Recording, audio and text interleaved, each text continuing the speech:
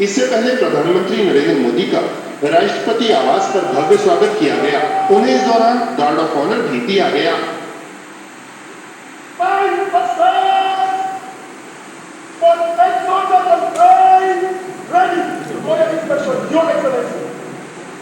गौरतलब है कि प्रधानमंत्री नरेंद्र मोदी ने नाइजीरिया के राष्ट्रपति बोला अहमद तिनुबू के निमंत्रण पर अपने 3 देशों की यात्रा की शुरुआत नाइजीरिया से की।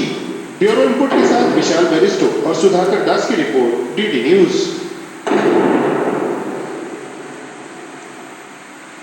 प्रधानमंत्री नरेंद्र मोदी ने अबुजा में भारतीय समुदाय को संबोधित किया। पीएम ने दोनों देशों की मित्रता और नाइजीरिया के विकास में भारतीय समुदाय के योगदान को सराहा। पीएम ने कहा कि भारत ने हमेशा अंतर्राष्ट्रीय मंच पर अफ्रीका के हितों और सरोकारों की आवाज उठाई है। पिछले 5 साल में हमने अफ्रीका में 18 नई एम्बेसी शुरू की है।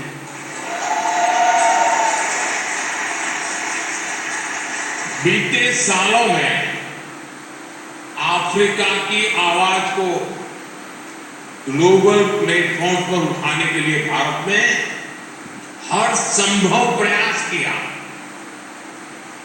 इसका एक शानदार उदाहरण तो आपने पिछले साल ही देखा है, जब भारत को पहली बार G20 की प्रेसिडेंसी मिली तो हमने अफ्रीकन यूनियन को परमानेंट मेंबर बनाने के लिए पूरा जोर लगा दिया और भारत को उसमें सफलता भी मिली। प्रधानमंत्री ने भारत की विकास यात्रा का जिक्र किया। पीएम ने कहा कि कंफर्ट जोन को छोड़कर नए रास्ते बनाना आज भारत का मिजाज बन चुका है। पीएम ने विभिन्न क्षेत्रों में हो रही प्रगति का उल्लेख किया। 10 वर्ष में हमारा मोबाइल फोन एक्सपोर्ट 75 टाइम 75 गुना से अधिक हो गया है। इन्हीं 10 सालों में भारत का डिफेंस एक्सपोर्ट ये करीब 30 गुना बढ़ गया है। आज हम दुनिया के 100 से ज्यादा देशों को डिफेंस इक्विपमेंट एक्सपोर्ट कर रहे हैं।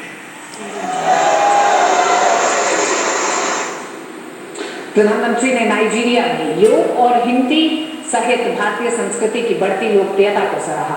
पीएम ने कहा कि आज भारत नई रफ्तार से आगे बढ़ रहा है। पीएम ने विकसित भारत का संकल्प दोहराया। 10 सालों में भारत की इकोनॉमी का साइज 2 गुना हो गया है, डबल।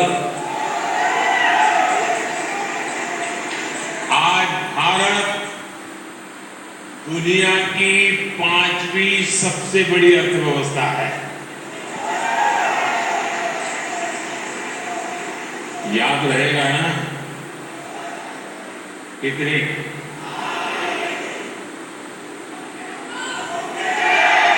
और वो दिन दूर नहीं जब भारत $5 ट्रिलियन की इकोनॉमी बन जाएगा, जब भारत दुनिया की तीसरी सबसे बड़ी इकोनॉमी बन जाएगा। प्रधानमंत्री ने नाइजीरिया में रह रहे भारतीय समुदाय को जनवरी में देश यात्रा के लिए आमंत्रित भी किया।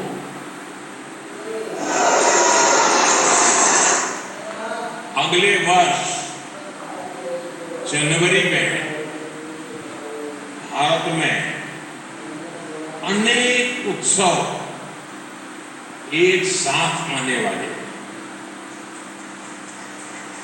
जनवरी महीने में हर वर्ष हम 26 जनवरी को रिपब्लिक डे के रूप में मनाते हैं दिल्ली में, देश में। जनवरी महीने के दूसरे हफ्ते में प्रवासी भारतीय दिवस भी मनाया जा रहा है।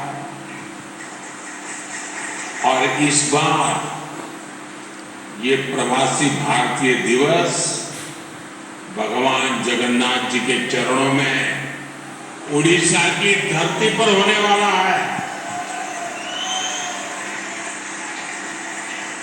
इसमें पूरी दुनिया से आप जैसे साथी भारत में जुटने वाले हैं। अगले साल 13 जनवरी से 26 फरवरी तक 45 दिन प्रयागराज में महाकुंभ भी होने जा रहा है। भारत आने की इतनी सारी वजह है, एक साथ एक बड़ा ही सुखद संयोग आपके लिए बना हुआ है।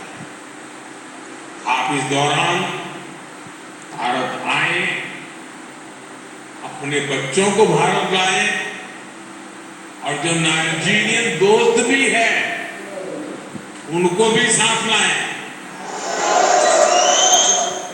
तो प्रधानमंत्री नरेंद्र मोदी ने अबुजा की धरती से दुनिया में भारतीय डायस्पोरा को, इंडियन डायस्पोरा को आमंत्रित किया एक तरह से भारत आने के लिए। जनवरी में कुंभ से लेकर मकर संक्रांति के बाद से जो तमाम त्योहार हैं उनमें आज हम बात कर रहे हैं भारत और नाइजीरिया के संबंधों पर। प्रधानमंत्री की यात्रा के क्या मायने हैं, इसी पर हमारा विशेष है। भारत नाइजीरिया करीबी और विश्वसनीय मित्र। दो वरिष्ठ मेहमान हमारे साथ मौजूद हैं।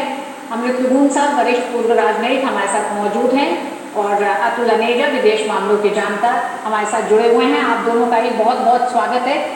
सबसे पहले एम्बेसडर आप ही के पास आना चाहेंगे। एम्बेसडर लुगुन, आप किस तरह से इस पूरी यात्रा को आप देख रहे हैं, क्योंकि जो संबंध भारत और नाइजीरिया के हैं, लंबे संबंध है, रणनीतिक संबंध है, रक्षा संबंध भी बहुत मजबूत रहे हैं। ऐसे में इस यात्रा में 3 समझौते हुए हैं, लेकिन पूरी यात्रा को कैसे देखते हैं? जी, ये नमस्कार फिर से। ये पूरी यात्रा जो है